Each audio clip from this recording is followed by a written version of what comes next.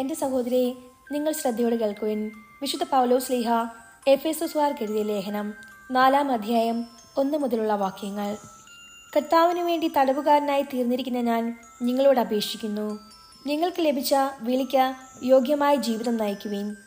പൂർണ്ണമായ വിനയത്തോടും ശാന്തതയോടും ദീർഘക്ഷമയോടും കൂടെ നിങ്ങൾ സ്നേഹപൂർവ്വം അന്യോന്യം സഹിഷ്ണുതയോടെ വർദ്ധിക്കുവിൻ.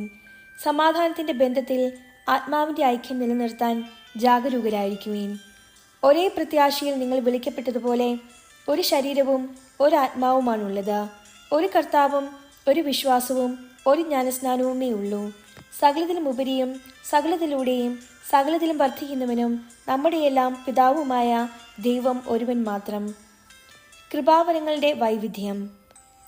നമുക്ക് ഓരോരുത്തർക്കും ക്രിസ്തുവിൻ്റെ ദാനത്തിനനുസൃതമായി കൃപ നൽകപ്പെട്ടിരിക്കുന്നു. അവൻ ചിലർക്ക് അപ്പസ്തോലന്മാരും പ്രവാചകന്മാരും സുവിശേഷ പ്രഘോഷകന്മാരും ഇടയന്മാരും പ്രബോധകന്മാരും മറ്റുമാകാൻ വരം നൽകി. ഇത് വിശുദ്ധരെ പരിപൂർണരാക്കുന്നതിനും ശുശ്രൂഷയുടെ ജോലി ചെയ്യുന്നതിനും ക്രിസ്തുവിൻ്റെ ശരീരത്തെ പണിതുയർത്തുന്നതിനും വേണ്ടിയാണ്. വിശ്വാസത്തിൻ്റെ ഐക്യത്തിലും ദൈവപുത്രനെക്കുറിച്ചുള്ള പൂർണ്ണ ജ്ഞാനത്തിലും എല്ലാവരും എത്തിച്ചേരുകയും ക്രിസ്തുവിൻ്റെ പരിപൂർണതയുടെ അളവനുസരിച്ച് പക്വതയാർന്ന മനുഷ്യരാവുകയും ചെയ്യുന്നതുവരെ ഇത് തുടരേണ്ടിയിരിക്കുന്നു.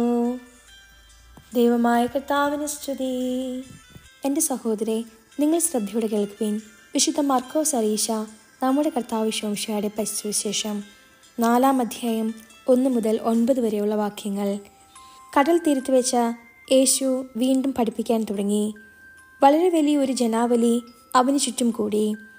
അതിനാൽ കടലിൽ കിടന്ന ഒരു വഞ്ചിയിൽ അവൻ കയറിയിരുന്നു.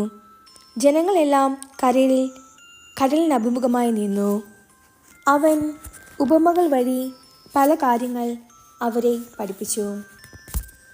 അവരെ ഉപദേശിച്ചുകൊണ്ട് അവൻ പറഞ്ഞു, കേൾക്കുവിൻ. ഒരു വിതക്കാരൻ വിതയ്ക്കാൻ പുറപ്പെട്ടു. വിതച്ചപ്പോൾ വിത്തുകളിൽ ചിലത് വഴിയരികിൽ വീണു. പക്ഷികൾ വന്ന് അവ തിന്നുകളഞ്ഞു.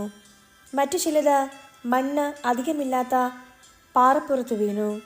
മണ്ണിന് ആഴമില്ലാതിരുന്നതിനാൽ അത് പെട്ടെന്ന് മുളച്ചു പൊങ്ങി. സൂര്യൻ ഉദിച്ചപ്പോൾ അത് വെയിലേറ്റു വാടുകയും വേരില്ലാതിരുന്നതിനാൽ കരിഞ്ഞു പോവുകയും ചെയ്തു. വേറെ ചിലത് മുൾച്ചെടികൾക്കിടയിൽ വീണു.